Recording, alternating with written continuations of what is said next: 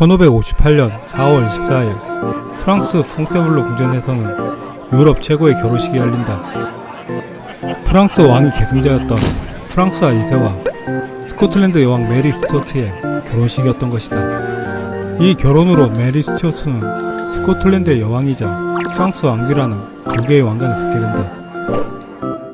180cm의 느씬한 키에 빼어난 용모, 그리고 6개국어에 능통하며 승마, 음악, 춤까지 못하는 게 없었던 메리 스튜어트. 그녀는 프랑스는 물론 전 유럽 사람들의 사랑을 한 몸에 받았던 셀럽 중의 셀럽이었다. 하지만 그런 그녀는 왜 목이 잘려나가는 잠수형으로 생을 마감하게 되었을까? 파란만장했던 그녀의 생을 알아보도록 하자. Love for History Channel. 메리 여왕의 비극의 시작은 그녀의 첫 남편이었던 프랑스와 2세의 죽음부터였다. 척추병과 유전병으로 우연치 않던 프랑스와 2세의 요절은 어찌 보면 당연한 결과였었다. 남편의 사망 후 프랑스 왕가의 정치적 세력이 없었던 그녀는 고국으로 돌아갈 수밖에 없게 된다. 또한 그 시절 스코틀랜드는 개신교와 카톨릭의 극심한 갈등에 여왕의 존재가 절실했다. 그러나 고국으로의 귀환이 모든 사람들의 환영을 받은 건 아니었다. 스코틀랜드의 개신교와 귀족들의 거센 도전이 기다리고 있었다. 하지만 고국에 돌아온 메리 여왕은 그들을 이겨낼 힘이나 준비가 되어 있지 않았다. 온실 속의 화초처럼 자란 그녀가 정글에서의 생존법을 알 리 없었기 때문이다. 프랑스 왕비로 있었을 때 스코틀랜드의 정권을 잡았던 것은 그의 이복 오빠인 제임스 스튜어트 모레이경이었다. 같은 아버지의 핏줄이었지만 개신교를 믿는 모레이경과 카톨릭교를 믿는 메리 여왕의 갈등은 언제 터질지 모르는 시한폭탄이었다. 결국 정치적 힘이 없던 여왕 메리는 종교의 자유를 선포하게 되고 개신교를 인정하게 된다. 하지만 그녀의 두 번째 결혼 상대를 정하는 과정에서 두 이복남매의 갈등은 더지고 만다. 모레이경과 개신교들의 반대를 무릅쓰고 카톨릭교도였던 단니경과의 결혼을 메리 여왕이 강행했기 때문이다. 정권을 잡고 있던 개신교에 맞서기 위한 메리의 선택에 모레이경은 큰 배신감과 위기감을 느끼게 된다. 결국 둘의 결혼식이 있던 날, 모레이경은 반란을 일으킨다. 잉글랜드 여왕 엘리자베스 1세의 군사적 도움까지 받아 호기롭게 일으킨 반란으로 메리 여왕은 정비군에게 참패를 당한다. 모레이경은 목숨만 부지한 채 잉글랜드로 도피하게 되고 메리 여왕은 스코틀랜드의 진정한 정권을 손에 넣게 된다. 하지만 그녀의 행복은 거기까지였다. 남편이었던 단니경의 숨겨왔던 야망이 꿈틀대기 시작한 것이다. 결혼 직후 단니경은 자신의 본색을 드러내며 스코틀랜드 정치에 적극적으로 개입한다. 이러한 단니경의 행동에 적잖은 충격과 배신감으로 메리 여왕의 마음은 멀어져 가게 된다. 그리고 이 둘의 사이를 완전히 금이 가게 한 인물이 있었으니 그는 메리 여왕의 깊은 총애를 받았던 내무 대신 데이비드 리치호였다.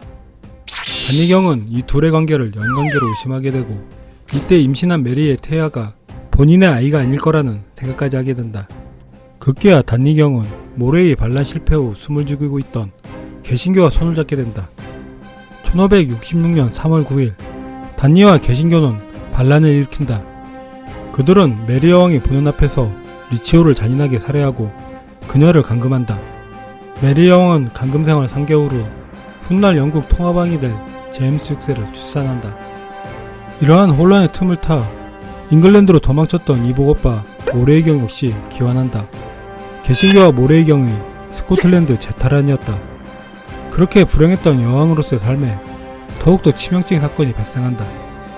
반란 사건이 있은 지 얼마 후 단니경은 석연치 않은 폭발사고로 유문사를 당하게 된다. 이 사건의 범인으로 지목된 건 그녀의 새로운 연인 보스열경이었다. 남편인 단니경과 달리 남성적 기계를 가지고 있던 보스열경은 정치적으로 무력했던 메리 여왕에게 빛이 되었던 존재였다. 보스열경은 단니 살인사건의 재판에 회부되지만 무죄로 풀려난다. 보스열경 석방 후 메리 여왕은 그와 세 번째 결혼을 비밀스럽게 진행한다.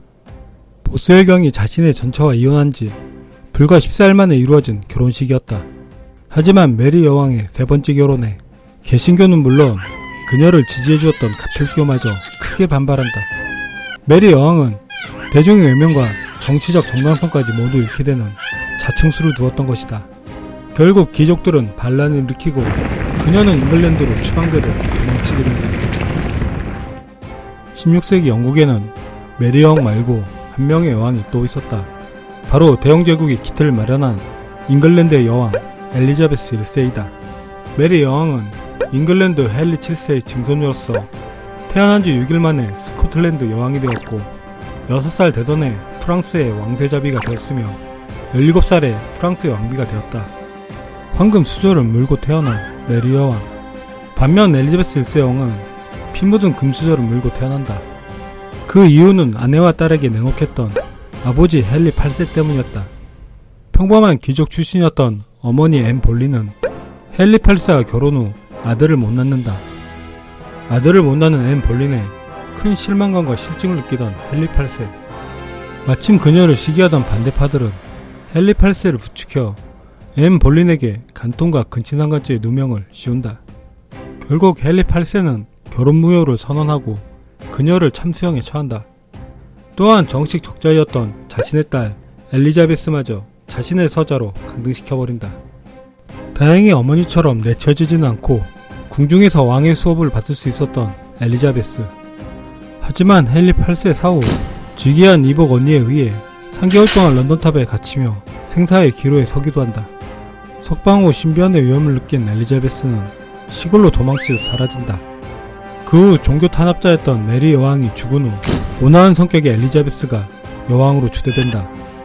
하지만 여왕이 되면 사라질 줄 알았던 위험은 사라지지 않았다. 바로 스코틀랜드의 여왕 메리 스튜어트의 존재 때문이었다. 신실한 카톨릭교였던 메리 여왕과 잉글랜드 카톨릭교단은 엘리자베스의 정통성을 공격한다.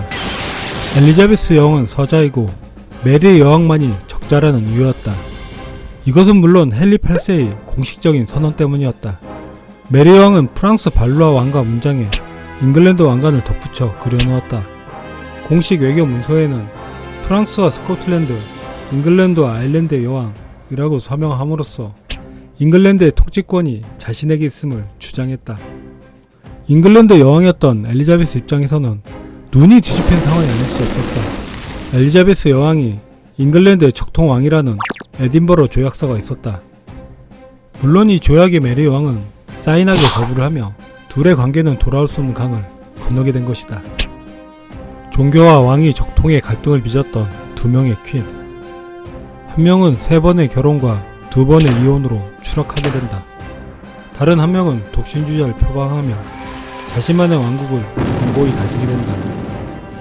잉글랜드로 피신한 메리 여왕은 엘리자베스에게 도움을 요청한다. 메리 여왕의 순진했던 생각은 엘리자베스 여왕에게는 절호의 찬스였던 셈이다.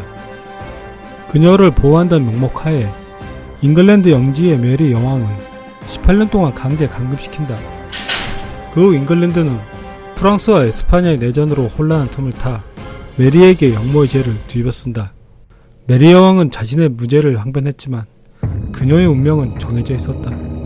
1587년 2월 8일 메리 여왕은 36명의 잉글랜드 궁정이 지켜보는 가운데 공개 처형당한다. 세상 부러울 거 없었던 스코틀랜드의 마지막 퀸은 그렇게 비극적인 최후를 맞는다.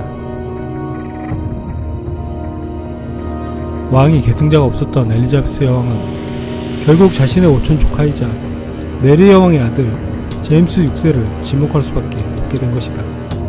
1603년 3월 24일 제임스 6세는 최초의 잉글랜드와 스코틀랜드의 통합군주인 제임스 1세로 즉위하게 된다. 그토록 메리 여왕이 원하던 통합군주의 꿈을 아들이 이룬 것이다.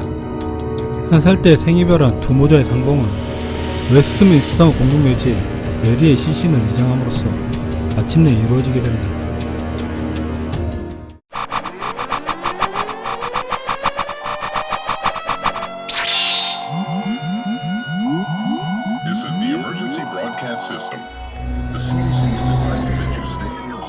Love the History Channel.